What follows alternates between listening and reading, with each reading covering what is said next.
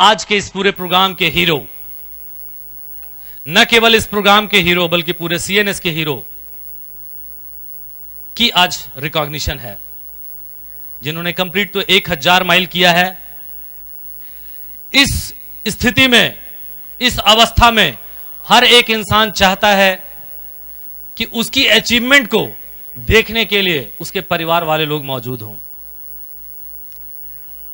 बहुत खुशनसीब हैं मिस्टर सुधांशु शेखर झा कि आज अपनी सफलता उन्होंने दर्ज की है अपने माता पिता के रहते ही। भाग्यशाली हैं, और वो क्या महसूस करते हैं ये तो मिलके पता चलेगा। हमें बड़ी खुशी होगी। बहुत ही आदर के साथ मैं उनके पूरे फैमिली को इस स्टेज पे आमंत्रित करना चाहता हूं, जहां मेरे लिए वो पूजनीय है, आदरणीय है। वो सुधांशु जी के माता पिता और भाई हैं, तो हम सभी के लिए माता पिता और भाई हैं। मैं चाहूंगा कि आप माता पिता जी जरूर इस मंच पे आएं और हम लोगों का हौसला जरूर बढ़ाएं।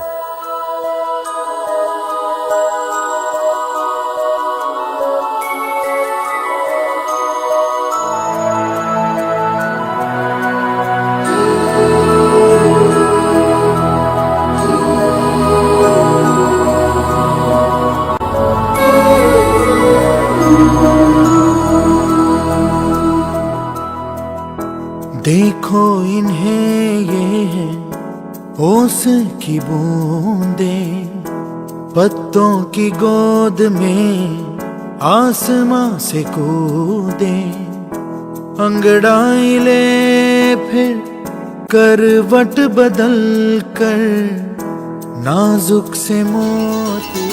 बड़ी खुशी की बात है कि आज सुधांशु जी के न केवल माता पिता, बहुत सारे दोस्त भी आए हैं। उनके मामा मामी भी इस हॉल में मौजूद हैं। मैं उन्हें यहीं से प्रणाम करना चाहूंगा और चाहूंगा मामा मामी के लिए कि उन्होंने शोभा बढ़ा दी इस कार्यक्रम की।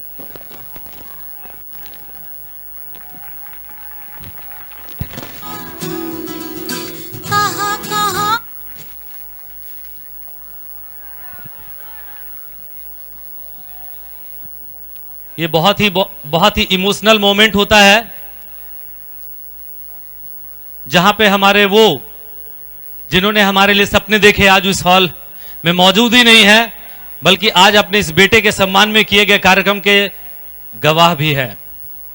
मैं चाहूंगा उनका थोड़ा परिचय आप लोगों से करा दूं। ये है मिस्टर रतन, सुधांशु जी के अनुज, छोटे भाई। आज अपने भाई को पूरे दिलों और दिमाग से बहुत ही सहयोग करते हैं हर वक्त, चाहे वो घर की बात हो चाहे बाहर की बात हो। आज ये बहुत कुछ फील कर रहे होंगे। आज माताजी बैठी हुई हैं, बिल्कुल गृहिणी है, जिसे हम कहते हैं हाउसवाइफ, या यूं कहें कि होम मेकर, जो घर को रहने लायक घर बनाती हैं।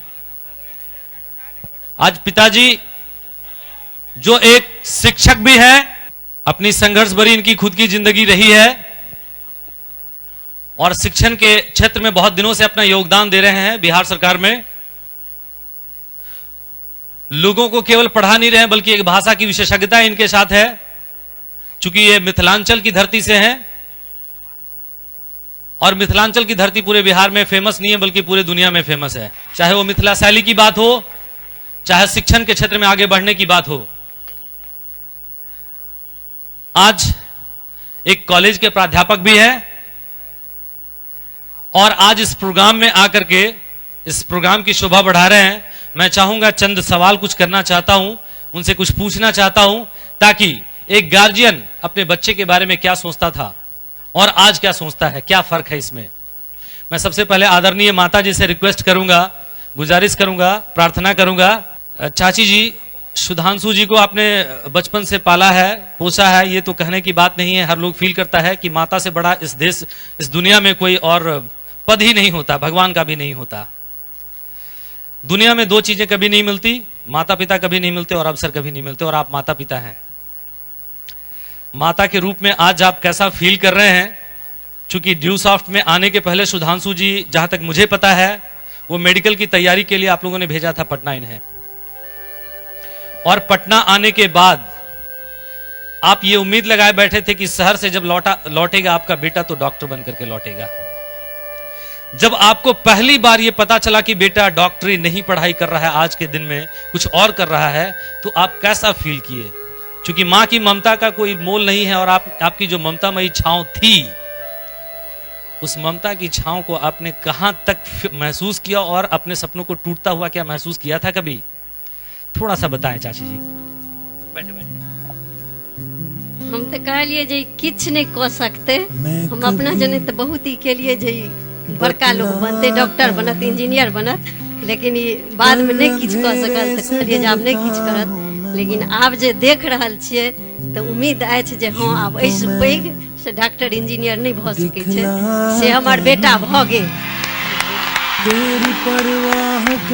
आब हमरा डॉक्टर इंजीनियर के कोनो शौक नहीं अछि, आ हमरा सब ई बेटा पूरा कऽ देलक, आब हमरा किछ के शौक नहीं अछि। तुझे सब है पता मेरी माँ। बेटे को इस स्थिति में देखकर कितने सम्मानित हजारों लोगों के बीच में होते हुए माँ का दिल कैसा कह रहा होगा, क्योंकि माँ तो बिल्कुल वैसी ही होती है जैसी एक मोमबत्ती।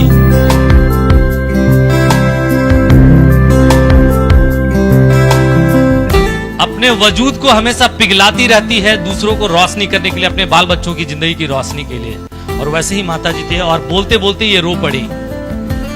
ईश्वर करे इन्हें और इनके दामन में बहुत सारी खुशियां मिले, चूंकि अभी तो ड्यू सॉफ्ट में सुधांशु जी की शुरुआत है, बहुत कुछ देखना बाकी है। मैं पिताजी से आग्रह करूंगा, क्योंकि पिताजी शिक्षण कार्य से जुड़े हुए हैं और हम लोग भी ड्यू सॉफ्ट में कहीं न कहीं एक शिक्षा को ही प्रोत्साहित कर रहे हैं, पूरे दुनिया में प्रोत्साहित कर रहे हैं। उन्होंने अपने जिंदगी में बहुत सारे उतार चढ़ाव देखे हैं, इवन इन्होंने बहुत सारे संघर्ष भी देखे होंगे, परिवार में बहुत सारी कमियों को भी महसूस किया होगा। ऐसा नहीं है कि जिस प्रोफेशन में ये थे वहां कमी नहीं रही होगी, लेकिन आज अपने बेटे को ड्यू सॉफ्ट में आता हुआ देख करके इनके मन में कौन सा भाव उठा? क्योंकि शिक्षा का एक नायाब तरीका लेकर के ड्यू सॉफ्ट आई थी और ड्यू सॉफ्ट के कॉन्सेप्ट को बहुत कम लोग जानते थे, पहले वाले लोग। आज मैं चाचा जी से रिक्वेस्ट करूंगा कि आप ड्यू सॉफ्ट से पहले सुधांशु जी के किन अच्छी बातों को जानते थे और क्या सपना पाला था आपने सुधांशु जी के लिए, और आज आपका नजरिया उनके प्रति और ड्यू सॉफ्टियन के प्रति कैसा है, और अपने बेटे को किस रूप में देख करके आप कितना खुश हो रहे हैं? बहुत सीधा साधा लड़का था, पढ़ने में तो मन लगता था लेकिन खेलने में उससे भी ज्यादा मन लगता था। तो हम लोग तो सोचे जो अगर ठीक से पढ़ लेगा, डॉक्टर इंजीनियर बनेगा या प्रोफेसर बनेगा तो अपने परिवार की और अपने जीवन को आगे बढ़ाएगा। लेकिन पढ़ाई तो की, उसमें तो मन लगा, लेकिन जो अपेक्षित मन लगना चाहिए वो नहीं लगा। और बीएससी करने के बाद एक ऐसा मुकाम आया, एक ऐसा क्षण आया ड्यू सॉफ्ट के माध्यम से, जिसने इसके जीवन को एकदम पूरी तरह से बदल दिया। और कल जो लड़का एकदम नीचे में था, आज बुलंदी के शिखर पर में पहुंच गया है। अभी तो आप लोग लाखों की संख्या में हैं, लेकिन एक ऐसा दिन भी आवे जब आप करोड़ या उससे भी आगे बढ़े, पूरे हिंदुस्तान को और पूरे विश्व में ड्यू सॉफ्ट का नाम रोशन करें। और जैसा ये नाम है इसका बिग बैनियन, उसी तरह वट वृक्ष की भांति ये आप लोगों को भी आश्रय देता रहे, आप लोग आगे बढ़ते रहे। और इससे ज्यादा मैं क्या कर सकता हूँ? थैंक यू चाचा जी। प्लीज, छोटे भाई बैठे हुए हैं और अपने भाई को बहुत नजदीक से तो जानते ही होंगे, लेकिन मैं कहता हूँ भाई कम है दोस्त ज्यादा है। मैं चाहूंगा दो शब्द आप भी कुछ कहें। भगवान से मैं एक ही शब्द कहना चाहूंगा, जो मुझे हर जन्म में यही माता पिता, यही भाई और यही परिवार मिले। आपकी ये कामना जरूर पूरी हो। चाचा जी, चाची जी, भाई साहब, आप लोगों ने अभी तक जो भी देखा, सुधांशु जी की पुरानी जिंदगी को बेहतर तरीके से देखा था, एक विद्यार्थी के रूप में देखा था, एक बचपन उनका आपके नजरों के सामने बीता है, एक उनकी वो जिंदगी थी। आज ड्यू सॉफ्ट में आप महसूस भी करते हैं उनकी जिंदगी बदली है, तो उनकी जिंदगी की ड्यू सॉफ्ट में आने के बाद कुछ झलकियां हम चाचा जी और चाची जी आपके साथ बैठ करके देखना चाहते हैं। और मैं ये भी आप लोगों को भी दिखाना चाहता हूं कि कल के सुधांशु और आज के सुधांशु की जिंदगी कैसी है।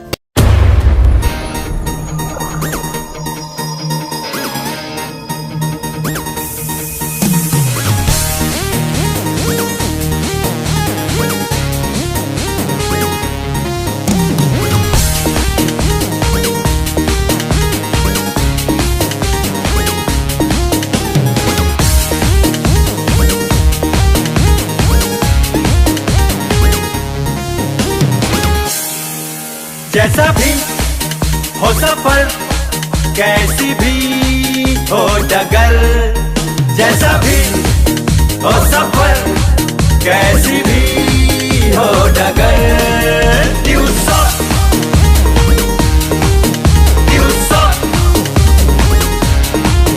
let's run, let's fly, let's bring the world together. Let's change the world together. यारो सुन लो जरा, यारो सुन लो जरा।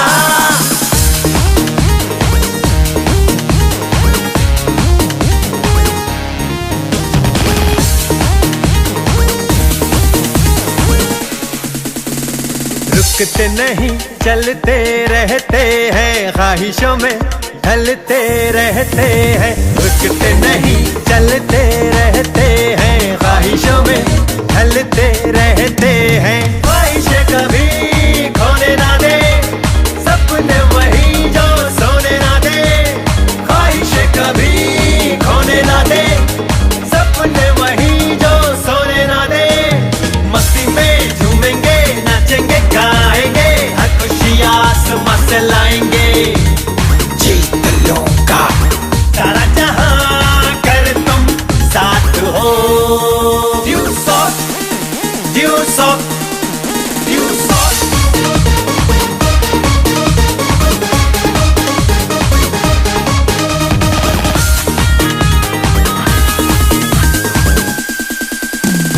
घर घर को रोशन करना है, नहीं अंधेरों से डरना है। हर घर को रोशन करना है, नहीं अंधेरों से डरना है। ख्वाब ये सच कर देंगे हम, यारों मिल के चलेंगे हम। ख्वाब ये सच कर देंगे हम, यारों मिल के चलेंगे हम। दुनिया को बदलेंगे, तारों सा चमकेंगे। जीना है क्या ये दिखलाएंगे, जीत लूंगा। सारा जहां कर तुम साथ हो। Due south, due south, due south। जैसा भी हो सफर, कैसी भी हो डगर। Due south, due south। Let's run, let's fly, let's bring the world together. Let's change the world together. यारो सुन लो जरा, यारो सुन लो जरा।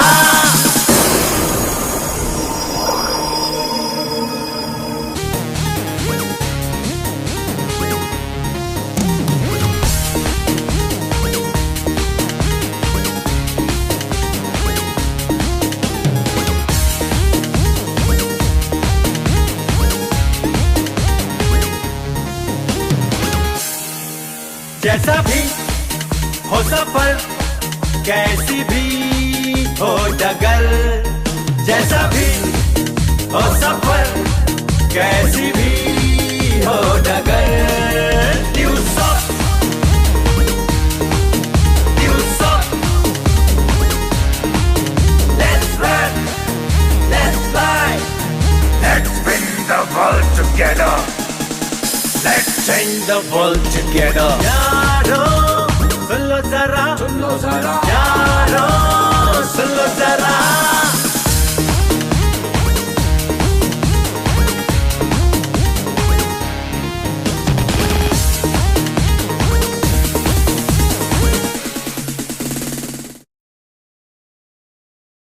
हमारा है हमारा, हमारा, हमारा।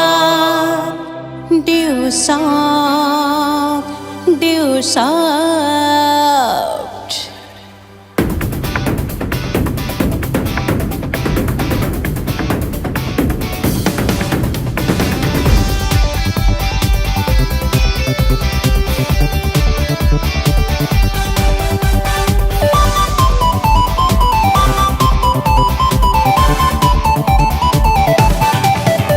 हमारा है हमारा हमारा हमारा ड्यू सॉफ्ट ड्यू सॉफ्ट हमारा है हमारा हमारा हमारा ड्यू सॉफ्ट ड्यू सॉफ्ट है दुनिया में सबसे ही अच्छा ड्यू सॉफ्ट हमारा ऐसा सुंदर सा सपना देखे सारा जमाना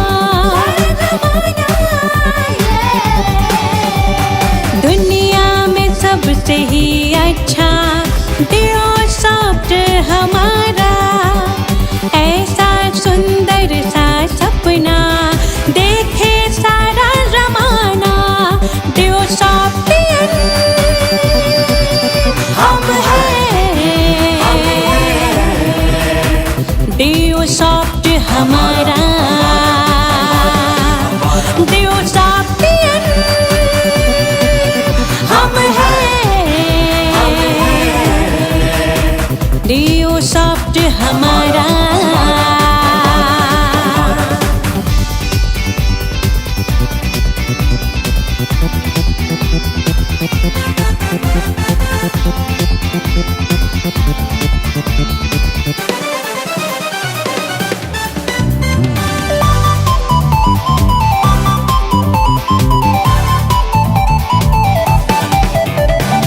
earn while you learn program घर घर है पहुंचाना दुनिया में एक ही सिस्टम ऐसा होगा हमारा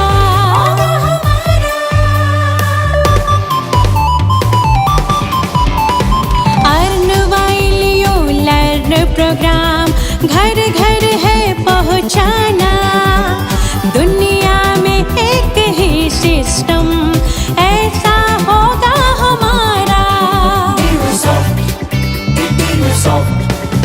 यही ठाना है हमने आगे कदम बढ़ाना यही ठाना है हमने आगे कदम बढ़ाना ड्यू सॉफ्ट हम हैं ड्यू सॉफ्ट हमारा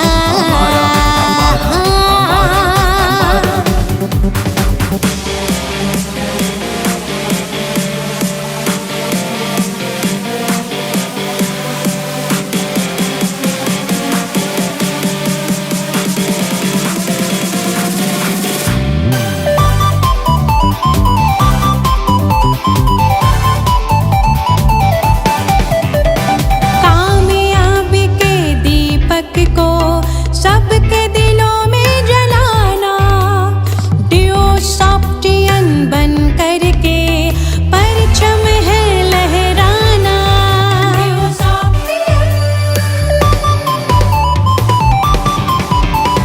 कामयाबी के दीपक को सबके दिलों में जलाना ड्यू सॉफ्टियन बन करके परचम है लहराना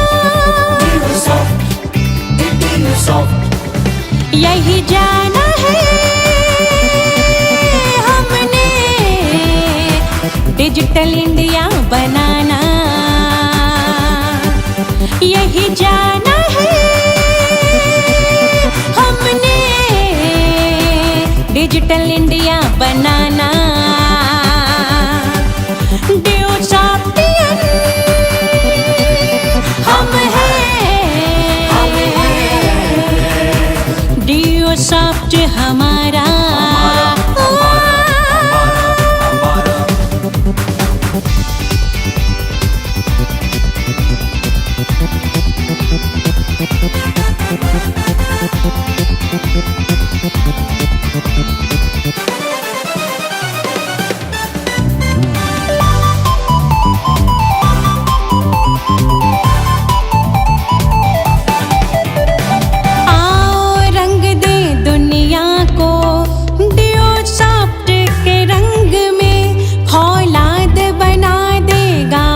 शहर को जीते हर एक जंग में।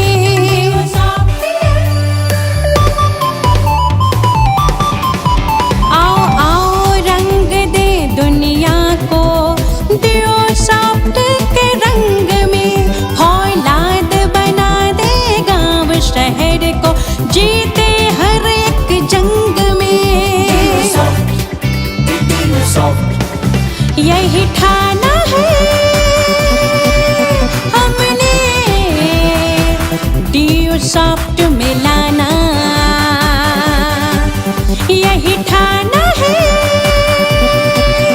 हमने डीओ सॉफ्ट में लाना। डीओ सॉफ्टियन हम हैं।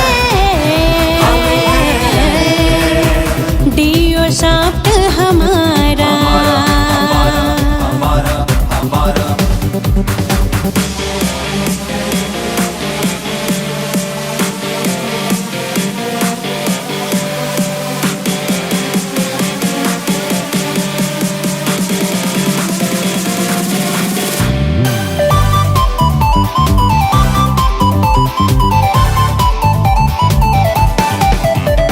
मानव का कल्याण करे मिला के कदम कदम से।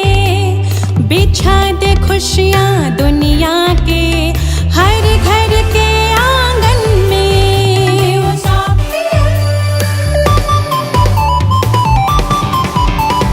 मानव का कल्याण करे मिला के कदम कदम से। बिछा दे खुशियाँ दुनिया के हर घर के आंगन में। वो दिन आएगा अपना होगा सारा जमाना। आपने एक झलक देखी उनकी जिंदगी की, देखी? हर कोई बनना चाहता Sudhanshu Shekhar Jha. So please welcome the dynamic personality, elegant personality, Sachin Tendulkar of DOSAP, Mr. Sudhanshu Shekhar Jha.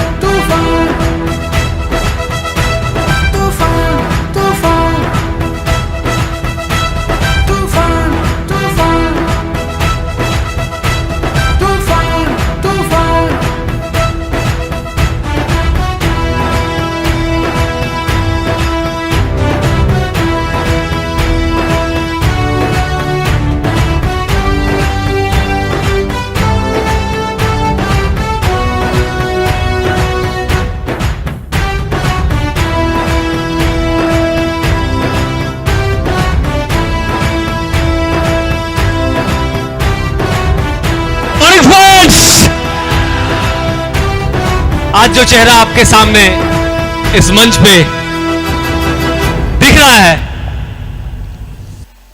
मुझे याद है वो आज से तकरीबन 7 साल पहले की वो शाम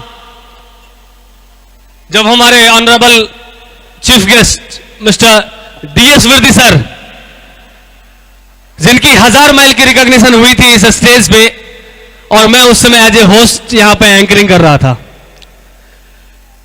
सपने उसी समय दिमाग में चल रहे थे कि एक न एक दिन ऐसा जरूर मैं कुछ करूंगा, 1000 माइल मेरा भी पूरा होगा, और आज मैंने करके दिखा दिया दोस्तों।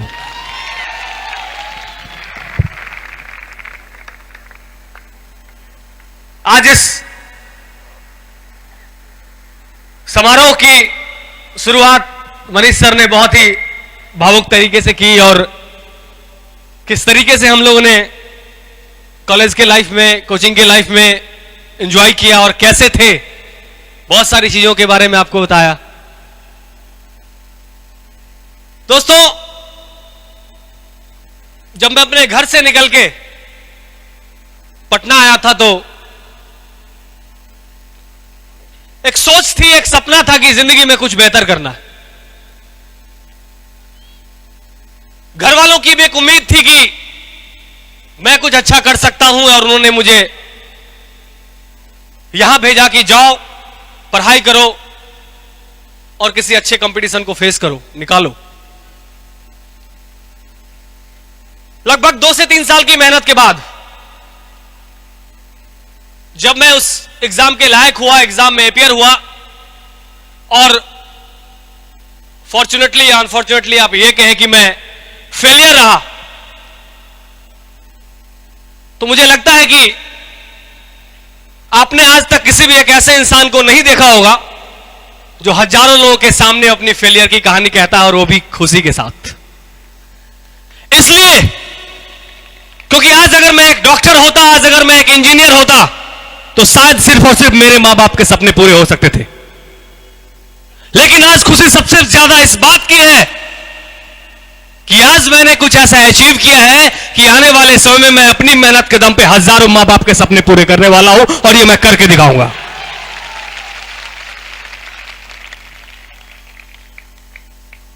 जिंदगी बहुत आराम से नहीं चल रही थी। याद है मुझे, पिताजी 1000 रुपए भेजा करते थे पटना में रहने के लिए। महीने की 25 तारीख को पैसे खत्म हो जाया करते थे।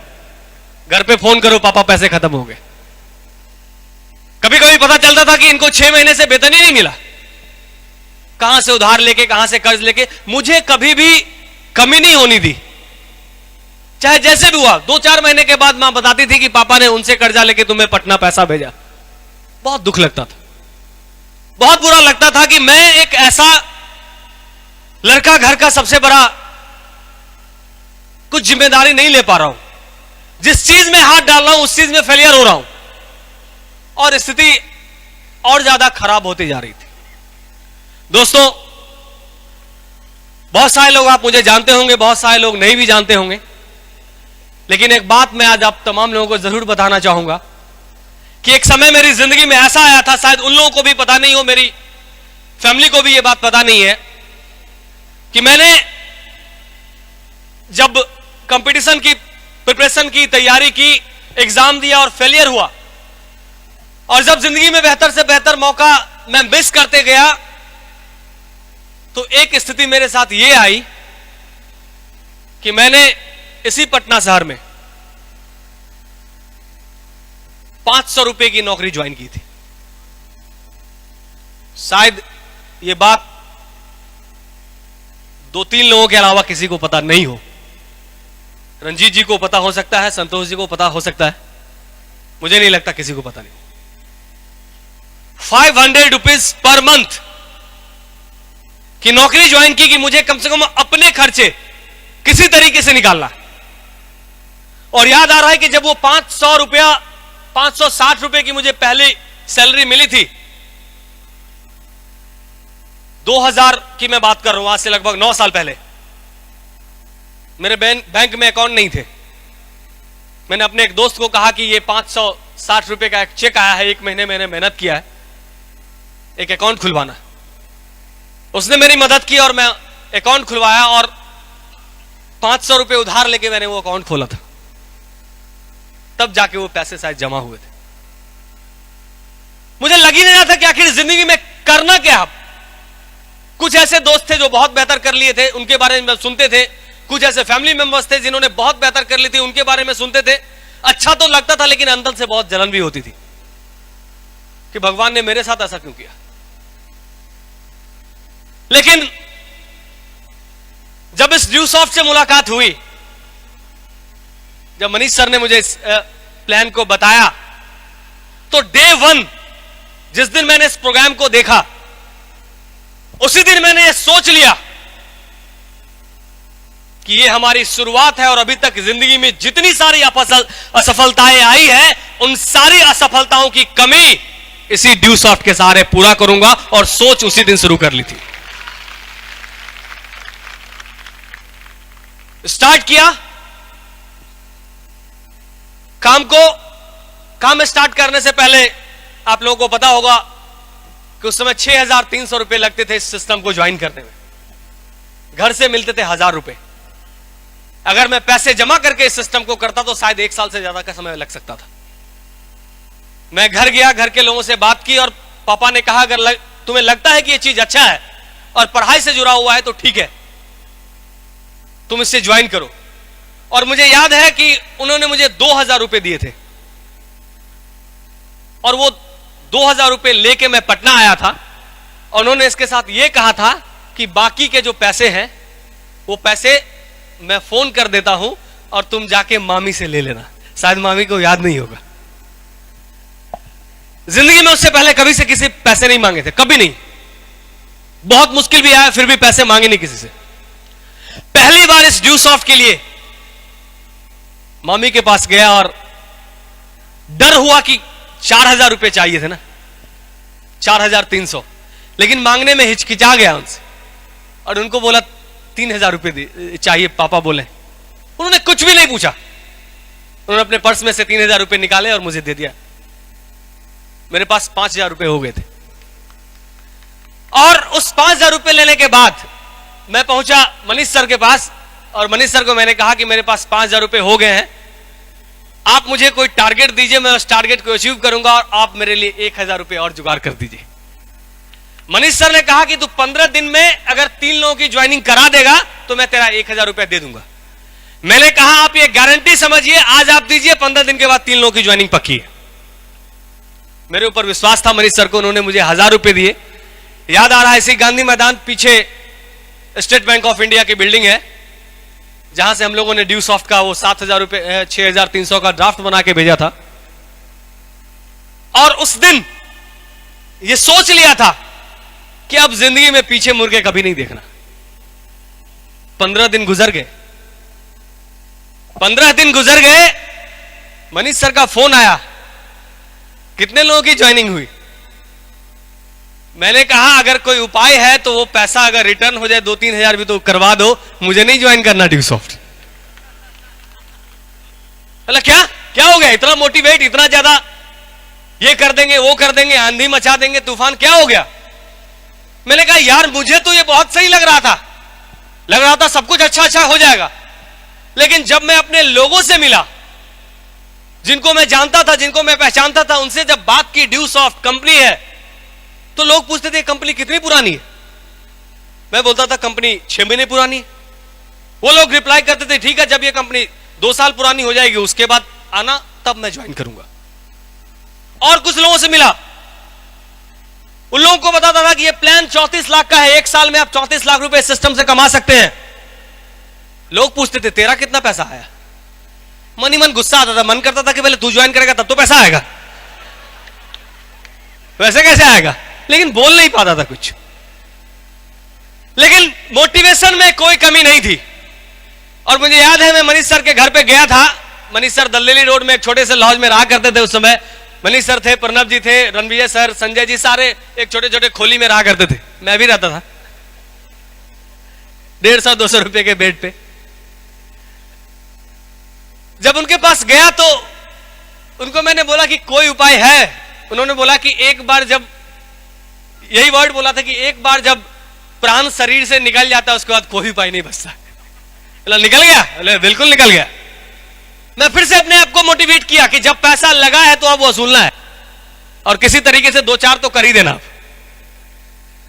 और मोटिवेट होकर फिर मेहनत की, कुछ लोगों को फिर प्लान दिया। प्लान देते देते स्थिति यह हुई कि 100 के लगभग लोगों को प्लान कर चुका मैं, लेकिन 100 में से एक भी ऐसा पर्सन, मतलब यह कि नॉट ए सिंगल पर्सन, जिसने मुझे यह कहा कि नहीं आप बहुत अच्छा कर रहे हैं और मैं भी आपके साथ इस सिस्टम को करने के लिए तैयार हूं। सब लोगों ने ना, यार कहां फंस रहे हो, कौन सी कंपनी है, इस तरह की कंपनी बिहार में बहुत आती है जाती है, कुछ नहीं होगा, पिताजी अगर जान जाएंगे कि तुम इस तरह का काम कर रहे हो, बहुत मतलब जितनी भी चीजें आप सोच सकते हैं, समझ सकते हैं, शायद आपके साथ भी ये बीत रही होगी। हो रहा है कुछ लोगों के साथ वो सब कुछ, लेकिन उसके बावजूद भी मेरे मोटिवेशन के अंदर कमी नहीं आई थी। मुझे लग रहा था कि ये लोग आज नहीं समझ रहे हैं, लेकिन आने वाले कुछ दिनों में तो जरूर समझेंगे। अंदर से यह विश्वास था। और एक टीचर अपने क्लासरूम में अपने बच्चे को पढ़ा रहा था और उसने एक बच्चे को उठाया और उस बच्चे से पूछा कि बेटा ये बताओ 6 दहाई के कितना होता है? 6 दहाई के कितना होता है? तो वो बच्चा खड़ा हुआ और बच्चा ने खड़ा होकर कहा कि मास्टर जी 6 दहाई के होता है 72। 6 दहाई के होता है 72, 72। मास्टर जी ने कहा शाबाश बेटा शाबाश, क्या आंसर दिया है, जबरदस्त, बस इसी तरीके से लगे रहो, जिंदगी में बेहतर से बेहतर करोगे। एक दूसरा शिक्षक उसके बगल से जा रहा था। मास्टर जी शाबाशी पे शाबाशी दे रहे हैं, दूसरा शिक्षक देख रहा है कि मास्टर जी को यह भी नहीं पता है कि 6 दहाई के कितना होता है। वो अंदर क्लास में घुसे और बताए उस मास्टर साहब को कि मास्टर साहब 6 दहाई के 72 नहीं, 6 दहाई के 60 होता है। तो आप गलती बता रहे बच्चे को और शाबाशी दे रहे 72 पे। मास्टर साहब ने पता क्या कहा? मास्टर साहब ने कहा कि इसी बच्चे को मैंने कल कहा था बताओ बेटा 6 दहाई के कितने होता है, 82 बोला था, आज 72 पे आया, कल 60 पे भी आएगा, कल 60 पे भी आएगा। और वही जोश कि आज लोग नहीं समझ पा रहे हैं, आज लोग इस चीज को नहीं जान रहे हैं, लेकिन एक दिन ऐसा आएगा जब अपनी भी किस्मत का पिटारा इस ड्यू सॉफ्ट के सहारा में खोलूंगा और ये देख के दिखाऊंगा लोगों को। जोश और जुनून में किसी तरह की कमी नहीं थी। मनीष सर से गर्मजोशी से मिलता था, ज्वाइनिंग नहीं निकलते थे। एक बार मनीष सर के घर पे गया, बोला बड़ा खुश लग रहा है, निकला क्या ज्वाइनिंग? बोला नहीं निकला सर। तब इतनी खुशी काहेगी? मैंने कहा बताओ मेरी खुशी। बोला बताओ। मैंने कहा ड्यू सॉफ्ट ने मुझे आज तक 1 रुपये नहीं दिए, 1 रुपये नहीं दिए थे उस समय तक, लेकिन एक बहुत बड़ी चीज दी है मुझे ड्यू सॉफ्ट ने। मनीष सर को क्या इसको मिला है, बताएगा कुछ? बोला बताओ क्या मिला है। मैंने कहा जो सबसे बड़ी चीज अभी मुझे ड्यू सॉफ्ट ने दी है वो ये कि जब मैं घर से अपना काला वाला ड्यू सॉफ्ट का बैग लेके निकलता हूं तो पूरा का पूरा सड़क मुझे खाली मिलता है और मैं बादशाह की तरह उस बैग लेकर झूलता रहता हूं। पता क्यों? पता है क्यों? कि जैसे ही लोग मुझे देखते थे कि काला वाला बैग लेके निकला, सब लोग अपने घरों में घुस जाते थे और मुझे लगता था कि ड्यू सॉफ्ट ने मुझे कुछ दिया या ना दिया, मैं बादशाह की तरह बिल्कुल ट्रैफिक खाली में लोगों को सरवाइव करते हुए आगे जा रहा हूं। 7,000 में क्या ये कम था? मेरे लिए कम नहीं था दोस्त। लेकिन आज मेरे बहुत सारे साथी नेपाल से आए होंगे। कहां है नेपाली? नेपाली बंधु कहां है? कैसा हाल खबर नेपाल? रामरो छा? दोस्तों मेरी इस सफर में नेपाल का बहुत बड़ा योगदान रहा है और मेरी जिंदगी में शायद आज भी नेपाल का बहुत बड़ा रोल रहा है और बहुत दिलो जान से मैं उनको चाहता भी हूं। यह सब कुछ होते होते लगभग 2 महीने का समय बीत गया था और 2 लोग मेरे साथ इस सिस्टम में आ चुके थे। मेरे पहले 2 लोग जिनको मैंने अपने लेफ्ट में और मैंने अपने राइट में ज्वाइन कराया है। मैं चाहूंगा कि मैं जब उनका नाम लूं तो जरूर एक ताली होनी चाहिए दोस्त, बजाएंगे। वो पहले व्यक्ति है मिस्टर रंजीत झा जी, जिन्होंने सबसे ऊपर मेरे ऊपर विश्वास किया।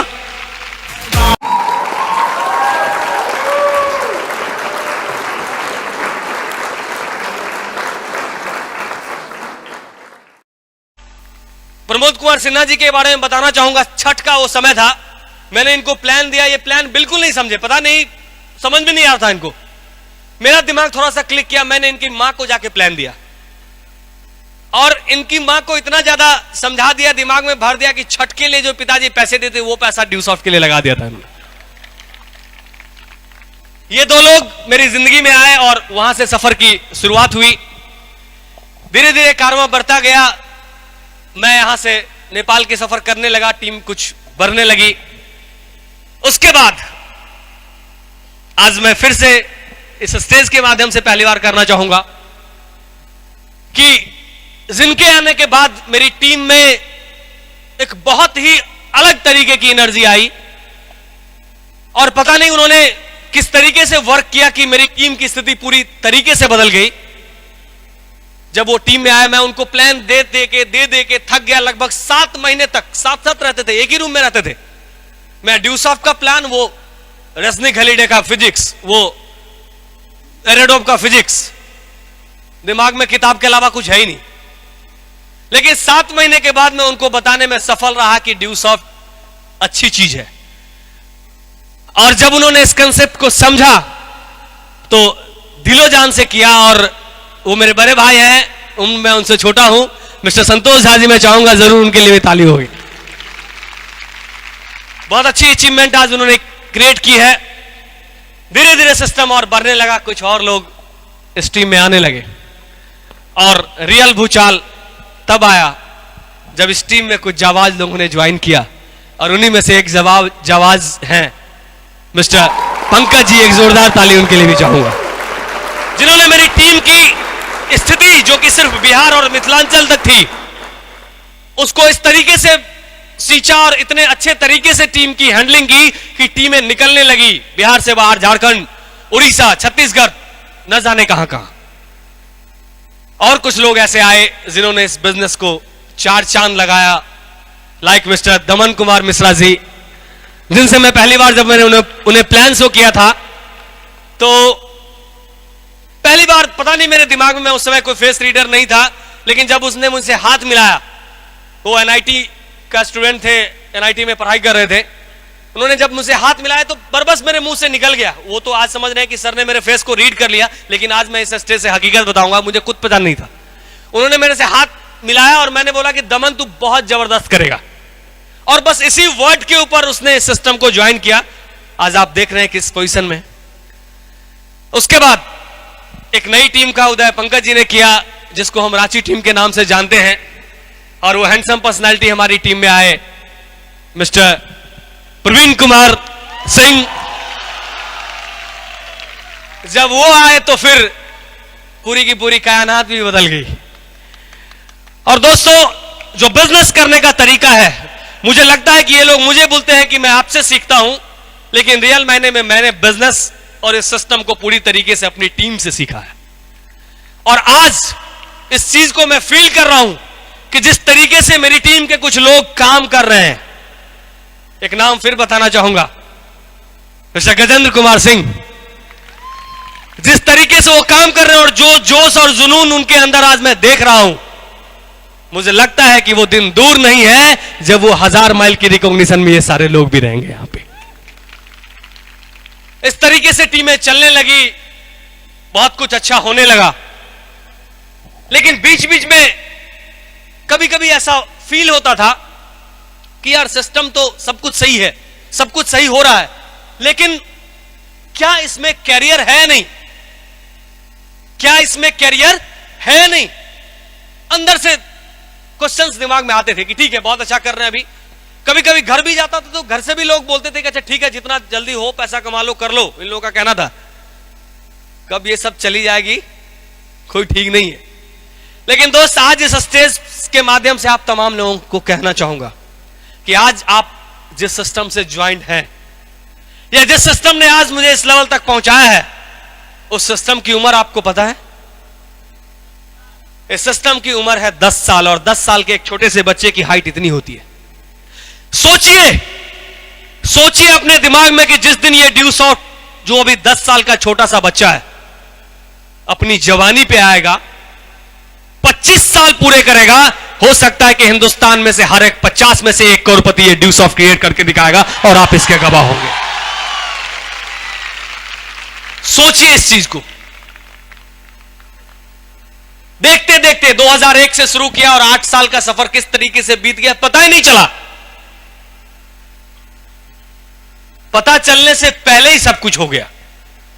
और मुझे लगता है कि जिस स्ट्रगल के साथ और जिस शुरुआत की दौर की मेहनत के साथ मैंने इस ड्यूसॉफ्ट को स्टार्ट किया, उस फेज में आज स्थिति पूरी तरीके से बदल चुकी है।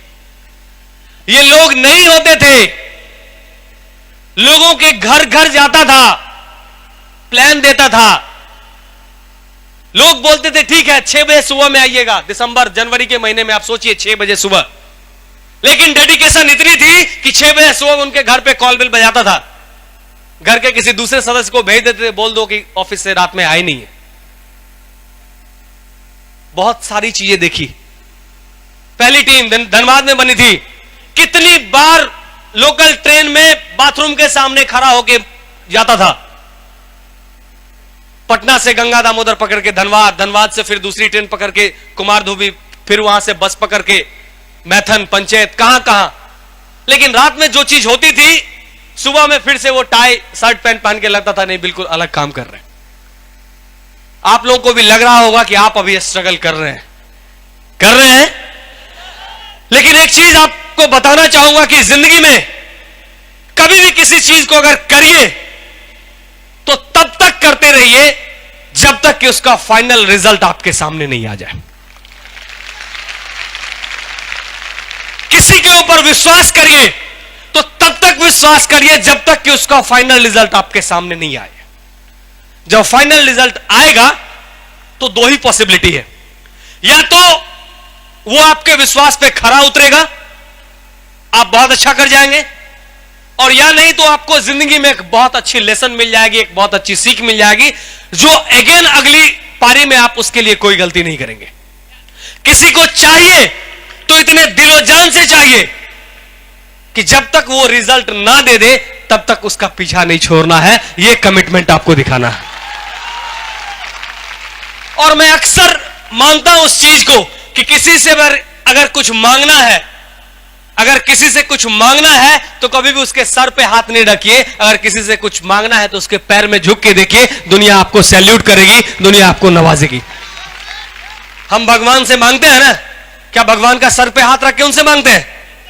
कहां हाथ रखते हैं? पैर के ऊपर। और आज मैं अगेन सैल्यूट करना चाहूंगा महानायक आनंद सर को, जिन्होंने 2001 में 2002 में जब मैं जान जी लगा के मेहनत कर रहा था, मुझे हर एक लेवल पे बताया। 20 साल 21 साल की उम्र थी, कुछ पता नहीं चल रहा था, लेकिन हर एक लेवल पे जब कभी भी गुवाहाटी से आते थे, दिल्ली से आते थे, तो हर एक लेवल पे बताते थे कि ऐसे नहीं ऐसे नहीं ऐसे करना है, और वो करते गया। उस समय समझ में नहीं आ रही थी, उस समय समझ में यह भी नहीं आ रही थी कि सर क्या कह रहे हैं, और उस समय यह भी नहीं समझ पा रहा था कि सर की जो दूरदर्शिता है वो कितनी ऊंची है। एक बहुत ही उम्रदराज व्यक्ति एक आम के पौधे को लगा रहा था। उस आम के पौधे को लगाने के बाद उसने पानी डाला। जब पानी डाला तो उसके चेहरे से खुशी आई। उसके बगल से एक व्यक्ति क्रॉस कर रहा था। उस व्यक्ति ने उससे पूछा कि बाबा, जिस आम के पौधे को आप लगा रहे हो, क्या आपको लगता है कि आपकी जिंदगी इतनी लंबी है कि आप इस आम के पौधे से फल खा सकते हो? उस बुरे व्यक्ति ने जवाब दिया कि बेटा, इस आम के साथ साथ बहुत सारे आम के पेड़ और लगे हुए, क्या तुम्हें लगता है कि ये सारे पेड़ मैंने लगाए हैं? ये सारे पेड़ मैंने नहीं लगाए, लेकिन इन सारे पेड़ों की छाया और इन सारे पेड़ों का फल मैं आज खा रहा हूं। आज मेरी बारी है, आज मैं मेहनत करूंगा, मैं इस दुनिया से चला भी जाऊंगा, फिर भी हजारों लाखों लोगों को मेरे लगाए हुए पौधों के पौधों में खिला के जाऊंगा। और इस चीज की सीख हमें दी आनंद सर ने कि कैसे एक छोटी सी शुरुआत के बाद इंसान अपनी जिंदगी में मुकाम पे मुकाम हासिल करते जाता है, विनम्र होता है, हम्बल होता है, और जिंदगी उसी तरीके से चाहता है जिस तरीके से वो जीना चाहता है। कुछ लोग और जिन्होंने बहुत बेहतर तरीके से सपोर्ट किया, एक साथ रहे, आज भी बहुत बेहतर तरीके से सपोर्ट कर रहे हैं। मैं निश्चित रूप से सबसे पहला नाम मिस्टर चिंटू सर का लेना चाहूंगा। एक जोरदार ताली सर के लिए होनी चाहिए, क्योंकि हर एक लेवल पे जब कभी भी थोड़ी सी डिमोटिवेशन आती थी, लगता था कि कुछ रॉन्ग हो रहा है, कुछ गलत हो रहा है, तो वो हमेशा मुझे गाइड करते थे और बताते कि इस तरीके से क्योंकि होता है कि जोश में आदमी थोड़ा सा होश खो देता है। 21-22 साल की उम्र में समझ में नहीं आ रहा था कि आखिर करना क्या है, और उस समय टीम की स्थिति ऐसी थी कि हर एक वीक 20,000, 30,000, 40,000, 50,000, लाख रुपए के चेक आते थे। स्थिति ये थी, लेकिन उन्होंने समझाया कि ये सिस्टम है और सिस्टम के तरीके से अगर काम करोगे बहुत बेहतर होगा। और मुझे लग रहा है कि इन सारे लोगों की क्रिएशन, चाहे वो टीम मेरी हो चाहे वो मेरे इंटायर अपलाइन की टीम हो, कहीं ना कहीं अगर आज मैंने अचीवमेंट हासिल की है तो ये सारा का सारा श्रेय मेरी टीम को और मेरे सारे अपलायंस को जाता है। एक बार कलेक्टिवली में इन सारे लोगों के लिए ताली आपको आज बजाना पड़ेगा, क्योंकि आज इन सारे लोगों ने मिलकर अगर मेरी जिंदगी बदली है तो यकीन मानिए दोस्त, इस भीड़ में बैठा हुआ कोई ना कोई ऐसा शख्स होगा जिसके ऊपर उनकी नजर अभी से है और आने वाले समय में आपकी भी जिंदगी में वो सितारे, वो चांद वो ला के देंगे। बस आप उसको अच्छे तरीके से तसव्वुर करिए कि आपको आसमान की बुलंदियों तक पहुंचना है या नहीं, और ये कब तक पहुंचना है उस चीज की डेट को डिसाइड करिए। कभी आपने देखा नहीं होगा ठंडे तवे में रोटी बनते हुए, देखा है क्या? ठंडे तवे में रोटी बनेगी? क्या करना होगा उसके लिए? उस तवे को गर्म करना होगा। अगर आप एक अंधेरे कमरे में बैठे हुए हैं और आपके सामने एक खूबसूरत सी लड़की है, आप उसको आंख मार रहे हैं, कैसा लगेगा? कैसा लगेगा? कोई फीलिंग नहीं आएगी। कमरे अंधेरा है, दोनों आंख से मारी, एक आंख से मारी, क्या फर्क पड़ता है? तो जिंदगी बदलने के लिए जिस तरीके से जोश और जुनून चाहिए, जिस तरीके से रोटी को अच्छे तरीके से फुलाने के लिए पूरी की पूरी हीट चाहिए, ताप चाहिए, मुझे लगता है कि 1000 माइल के सफर तक पहुंचने के लिए भी अपने अंदर इतनी एनर्जी जनरेट करिए कि पहले हजारों लोगों के सपने पूरे करिए। आपका 1000 माइल खुद ब खुद अपने आप बन जाएगा और आप भी स्टार लीडर बन जाएंगे। क्योंकि मुझे लगता है कि आज इस रियल जिंदगी में मैं हूं और मुझे लगता है कि मैं बहुत बेहतर कर सकता हूं। मुझे यह भी लगता है कि आज की जो शुरुआत है ये मेरी शुरुआत है। मेन स्टार्ट तो मुझे आज के बाद लेना है। और मुझे यह भी लगता है कि आप अक्सर पिक्चर्स में फिल्मी दुनिया के हीरोज को देखते होंगे, बहुत अच्छे लगते हैं स्टेज पे दिखने में, बहुत अच्छे लगते हैं फिल्म में वो लोग। लेकिन इस चीज को सोचिए थोड़ा कि फिल्मी दुनिया के हीरो और रियल दुनिया के हीरो में फर्क क्या होता है। और इस चीज को ड्यूसॉफ्ट ने मुझे समझाया, और जहां तक मैंने समझा है कि फिल्मी दुनिया में हीरो बने हुए होते हैं और बने हुए लोगों को हीरो बनाया जाता है। और जो हमारी दुनिया है, ड्यूसॉफ्ट की दुनिया, इसमें एक आम इंसान को जीरो से उठा के हम लोग हीरो बनाते हैं। इसलिए रियल हीरो हम लोग कहलाते हैं कि एक गांव से, एक कस्बे से, एक गरीब परिवार से लोगों को निकाल के उनके अंदर इतनी जान, उनके अंदर इतनी एनर्जी भरनी है कि 5 साल के बाद जब वो निकले तो वो सिर्फ और सिर्फ अपने लिए नहीं सोचे, हजारों लाखों लोगों के लिए सोचे। और मुझे लगता है कि सैल्यूट करना चाहिए उन तमाम लोगों को, आप जैसे लोगों को, जो आज भी डेडिकेटेड है कि आपने इस ड्यूसॉफ्ट की शुरुआत तो की है, लेकिन आपकी अचीवमेंट अभी बहुत ही बेसिक लेवल पे है, बहुत ही बेसिक लेवल पे है। बहुत सारे लोगों की ना आपने सुनी है। कभी कभी आप घबरा भी जाते होंगे कि बहुत सारे लोग ना बोल रहे हैं, लेकिन दोस्त मैं एक बात कहना चाहूंगा, मुर्गा अगर बाग नहीं देगा तो सुबह नहीं होगी क्या? नहीं होगी? होगी। मुर्गा अगर बाग नहीं देगा फिर भी सुबह होगी। हजारों सैकड़ों लोग अगर ना नहीं भी कहेंगे, ना ना ना, आप सोचिए जितने सारे ना आप कह रहे हैं, किस्मत उनकी खराब है कि उनके नाम के आगे करोड़पति आप मिटा चुके हैं, उन्होंने आपको ना कह दिया है, किस्मत उनकी खराब है। आप अपने रास्ते पे, आप अपने फैसले पे अडिग रहिए और बस एक अच्छे साझेदार की तरह समय बिताइए इस ड्यूसॉफ्ट के मंच पे। बहुत सारे अच्छे अच्छे भागीदार आपको मिले होंगे। ड्यूसॉफ्ट की सिस्टम एक ऐसा सिस्टम है जिस सिस्टम में हम तभी जीत सकते हैं जब एक टीम में हम काम करेंगे। कोई एक अकेला आदमी अगर चाहे कि मैं जान जी लगा के मेहनत कर लूं और मैं जीत जाऊं, मुझे नहीं लगता है कि यह पॉसिबल है। हम इंसान शायद भगवान की सबसे अच्छी अनुपम कृतियों में से एक है या सबसे अच्छी चीज है। और जहां तक मुझे पता है, भगवान जब एक चीज को बना देते हैं तो उसको दोबारा रिपीट नहीं करते। कहा जाता है गॉड डोंट रिपीट। और आप इस समाज में, आप इस माहौल में, आप इस धरती पे पैदा हुए, सोचिए भगवान ने हर किसी को उतनी ही एनर्जी दी, उतनी ही बुद्धि दी, सब कुछ वही दिया, लेकिन कुछ लोग क्यों ऐसे होते हैं जो खास बन के निकल जाते हैं, और बहुत सारे लोग क्यों ऐसे होते हैं जो भीड़ का हिस्सा बन जाते हैं? पता है क्यों ऐसा होता है? ऐसा इसलिए होते हैं कि इस दुनिया में दो तरह के लोग होते हैं।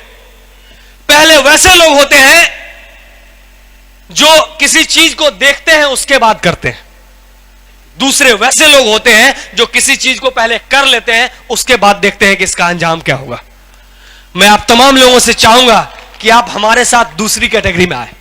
आप वैसी कैटेगरी में आए कि जब आपने इस ड्यू शॉप में अपना हाथ दे दिया है तो तब तक अंजाम तक पहुंचने के लिए मेहनत करना है, जान जी लगानी है, जब तक आपकी सपनों का जो महल है वो मूर्त रूप में साकार नहीं हो जाए। और मुझे लगता है कि पूरे दिलो जान से अगर ये मेहनत की जाए तो शायद आने वाले 5 सालों के अंदर बहुत सारे लोग इस हॉल के अंदर बैठे हुए हैं, जिनकी जिंदगियों में भी वो सारी की सारी खुशियां आ सकती है जो खुशियां शायद आपने अपनी जिंदगी में सपनों में भी नहीं सोचा हो कि मैं इतना खुश हो सकता हूं, मैं इतना बेहतर कर सकता हूं। क्या आप सभी लोग तैयार हैं? सभी लोग तैयार हैं इस जिंदगी को बेहतर से बेहतर करने के लिए? तो आप ये समझिए कि जिंदगी और इस ड्यू शॉप की कमान को अपने हाथ में लेना है। कहते हैं दोस्त कि कुछ लोग तो अपनी हिम्मत से तूफान की जद से बच निकले, कुछ लोग तो अपनी हिम्मत से तूफान की जद से बच निकले, कुछ लोग मगर मल्लाहों की मेहनत के सहारे डूब गए। बचा कौन? बचा कौन? जिसने तूफान की जद में मेहनत की। और मुझे लग रहा है कि आप सारे सच्चे ड्यू शॉफ्टियन हैं, एटलीस्ट जितने सारे लोग यहां पे आए हुए। आप बचे रहेंगे, बस आप तस्वीर करिए कि मुझे फाइट करना है, मुझे टारगेट अचीव करना है, चाहे स्ट्रगल कितनी भी करनी हो। जितनी बड़ी स्ट्रगल के बाद आपकी अचीवमेंट आएगी, उस अचीवमेंट का आकार उतना बड़ा होगा और शायद ये क्रॉन ज्वेल का किताब आपके लिए भी होगा आने वाले कुछ सालों के अंदर। ये सोचिए, ये फील करिए कि आज ये सुधांशु शेखर जहां स्टेज पे है क्रॉन ज्वेल बनके, एक बार अपने दिमाग के अंदर इस चीज को विजुअलाइज करिए, सेट करिए कि 5 साल के बाद आप अपने आप को कहां देखना चाहते हैं। और मुझे लगता है कि भगवान ने हमें क्रिएट करने में, बनाने में, पैदा करने में कोई भेदभाव नहीं किया। आपने देखा होगा कि जब बरसात की बूंदें धरती पे गिरती है तो वो ये नहीं देखता है कि ये गरीब के घर पे जा रहा है, अमीर के घर पे। सूर्य देवता जब पूरब की दिशा से सूर्य में उगते हैं तो ये नहीं कहते कि गरीब के घर पे ज्यादा लाइट और अमीर के घर पे कम। हर किसी के लिए बराबर की दृष्टि। तो फिर आप ये कैसे सोचते हैं कि भगवान ने आपके लिए कुछ नहीं किया? आपको वो सारी की सारी चीजें दी है जो चीज एक इंसान को महान बनाता है, जो चीज एक इंसान की जिंदगी में अगर तरीके से काम करने लगे तो वो भी हजारों लाखों लोगों के बीच में अपनी पहचान बना सकता है। मैं अक्सर कहता हूं और आप तमाम लोगों से आज भी कह रहा हूं कि गरीब घर में पैदा लेना गुनाह नहीं है। गरीब घर में पैदा लेना गुनाह नहीं है, लेकिन गरीब घर में पैदा लेके और गरीब बन के मर जाना शायद मेरे लिए दुनिया का सबसे बड़ा गुनाह है, सबसे बड़ा गुनाह है। आप अक्सर ब्लेम करते हैं अपने फादर पे, अपने गार्जियंस पे, अपने पेरेंट्स पे कि उन्होंने ऐसा नहीं किया, उन्होंने ऐसा नहीं किया, इसलिए मैं फेल हुआ। मैं क्या करूं, मेरे लिए तो अच्छी किताबें मेरे पिताजी ने दी नहीं। मैं क्या करूं, दुर्गा पूजा, दीपावली, छठ सब कुछ बीत गया, नया कपड़ा पिताजी ने नहीं दिया। मेरी अचीवमेंट कहां से बढ़ेगी? मैं घर में 4 भाइयों में सबसे छोटा हूं। मैं क्या करूं, नई शर्ट मुझे मिली नहीं, जो बड़ा भाई छोड़ के गया वो छोटा, उसका छोटा, उसका छोटा। मैं तो मेरे पास आते आते तो शर्ट के कॉलर खत्म हो जाते थे। ब्लेम किसके ऊपर कर रहे हैं? अपने गार्जियंस के ऊपर। और मुझे लगता है कि वो ब्लेम नहीं करनी चाहिए।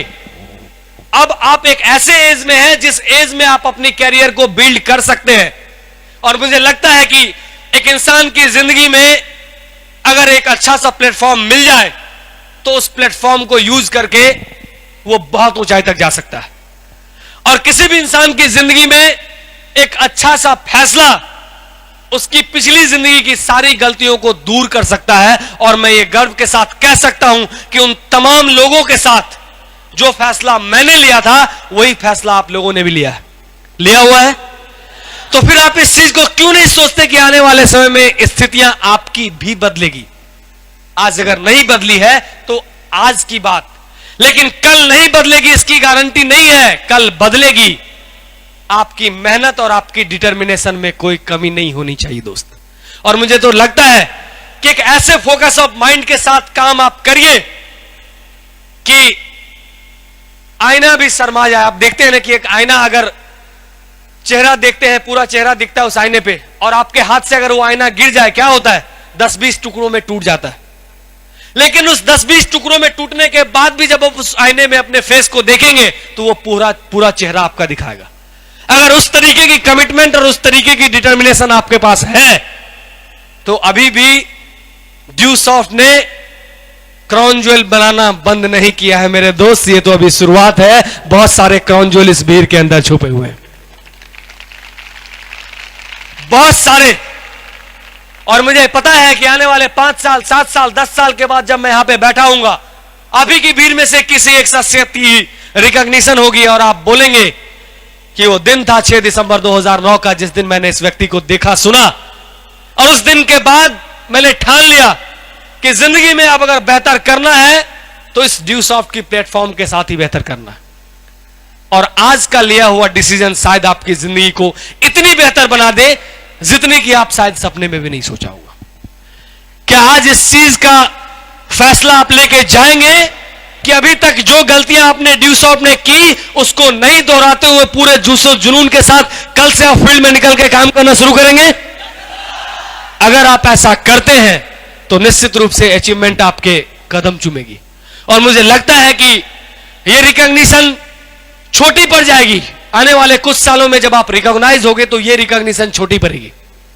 आप बिल्कुल सही जगह पे अपने कैरियर को बिल्ड करने के लिए लगे हुए हैं। आपकी तलाश जो थी वो पूरी हो गई है। आप एक ऐसे जगह पे आ चुके हैं जहां पे आपको सिर्फ और सिर्फ मेहनत करने के लिए तैयार रहना है।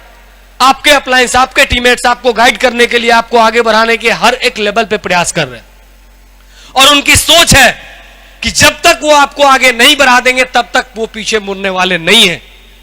आज ये स्टेज बनाना और इतने बड़े प्रोग्राम को ऑर्गेनाइज करना, इसकी भी प्रेरणा कहीं ना कहीं आप लोगों ने दी है। तो क्या आपको लगता है कि जब आपकी रिकॉग्निशन होगी तो ये स्टेज छोटा पड़ेगा या नहीं पड़ेगा? निश्चित रूप से छोटा पड़ेगा। और मुझे लग रहा है कि ये शुरुआत इस बिहार की धरती से हो रही है।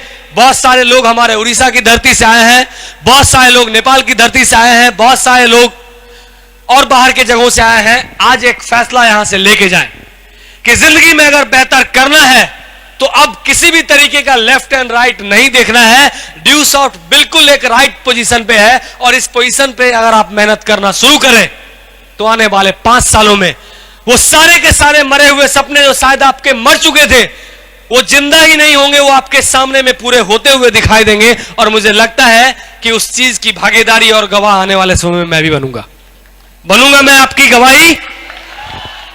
दोस्तों, बहुत सारी चीजें हैं लेकिन आज बिल्कुल एक बहुत ही खास मोमेंट है और मुझे लग रहा है कि आज एक ऐसा डिसीजन लेने का टाइम है जहां से मैंने शुरुआत की और 8 साल की मेहनत के बाद आज मैं यहां तक पहुंचा हूं। बहुत सारे लोगों की ब्लेसिंग, बहुत सारे लोगों की प्यार और बहुत सारे लोगों की इज्जत, मेहनत के साथ आपकी टीम में आऊंगा। बहुत सारे और चीजें बताने की कोशिश करूंगा कि कैसे ये अचीवमेंट बढ़ी, कैसे हम लोग यहां से यहां तक पहुंचे। आज बस एक फैसला लेना है। क्या ये फैसला आप आज इस हॉल पे अपनी सीट को छोड़ने से पहले लेंगे कि तब तक नहीं थकेंगे जब तक एटलीस्ट एक डिप्लोमेट की जो कुर्सी है वो मैं हथियार नहीं लूं? क्या ये फैसला लेके यहां से जाएंगे? पक्का कमिटमेंट दे रहे हैं हाथ उठा के? दोस्तों, बहुत अच्छा लग रहा है, बहुत अच्छा लग रहा है। मैं शब्दों में बयान नहीं कर सकता हूं कि कितना बेहतर लग रहा है कि आप तमाम लोगों की एक कमिटमेंट, खुशी और ज्यादा तब होगी जब आपके 1000 माइल्स होंगे, आप बहुत ऊंची ऊंची अचीवमेंट्स को करेंगे।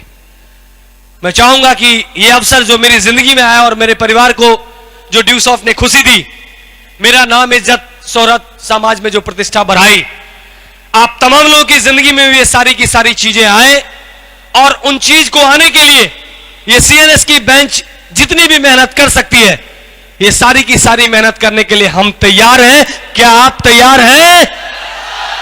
क्या आप तैयार हैं? बस आज के लिए इतना ही। 2 लाइन गुनगुनाना चाहूंगा आप तमाम लोगों के साथ। क्या साथ देंगे? साथ देंगे? थैंक यू फ्रेंड्स, आप तमाम लोगों का।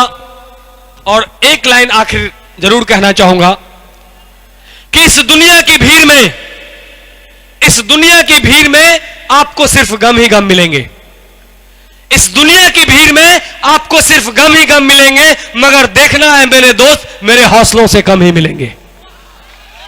मगर देखना है मेरे दोस्त, मेरे हौसलों से कम ही मिलेंगे। जिस मोड़ पे छोड़ दे ये सारी दुनिया आपको, जिस मोड़ पे छोड़ दे ये सारी दुनिया आपको, उस मोड़ पे सिर्फ हम ही हम मिलेंगे, सिर्फ हम ही हम मिलेंगे। Wish all the friends, thank you very much.